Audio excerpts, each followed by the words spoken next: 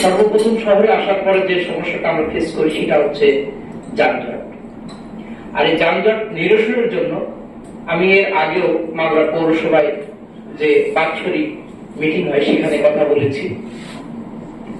Magura viral মোড় থেকে চৌরঙ্গীর মোড় হয়ে যদি ঢাকার পর্যন্ত ওয়ান ওয়ে রোড করা যায়, এবং আমি খোঁজ নিয়েছি আমাদের মাগুরা পৌরসভার যে ইঞ্জিনিয়ার মহোদয় আছেন লিটন ভাই, তার কাছে আমি জিজ্ঞেস করেছি যে ভাই এই রাস্তাটা ওয়ান ওয়ে রোড করতে যে পর্যন্ত চড়া দরকার সে পর্যন্ত আছে কিনা। তার কাছে শুনছি যে হ্যাঁ আছে, এটা অফিসিয়ালি না। হ্যাঁ, তো এখন এখানে প্রতিদিন শুক্রবার বাদে শনি থেকে বৃহস্পতিবার পর্যন্ত শহর একদম অবরুদ্ধ হয়ে যায় যানজটে, রিক্সা এবং অটো রিক্সার কারণে।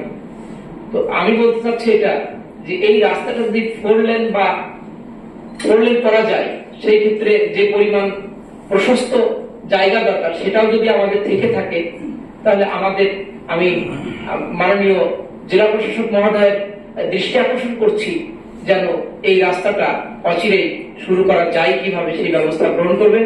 এবং আমি আরো একটি কথা অনেক সময় বলে থাকি, আজকে আমি পুনরায় আবৃত্তি করতে চাচ্ছি যে মাগুরা শহরের সৌন্দর্য, এই সৌন্দর্য বৃদ্ধির জন্য আমার কাছে একটা জায়গা খুব খারাপ লাগে, সেটা হচ্ছে মাগুরা সদর থানার সামনে একটা কালভার্ট আছে। এই কালভার্টটার অর্ধেক রাস্তা আছে আর অর্ধেক খালি পড়ে আছে, ওখানে মানুষ ডাস্টবিনের মতন ব্যবহার করে, এবং আমি মনে করি এটা সদর থানার সৌন্দর্য থেকে বৃদ্ধি জায়গায় একটা অসৌন্দর্য হিসেবে পরিণত হচ্ছে।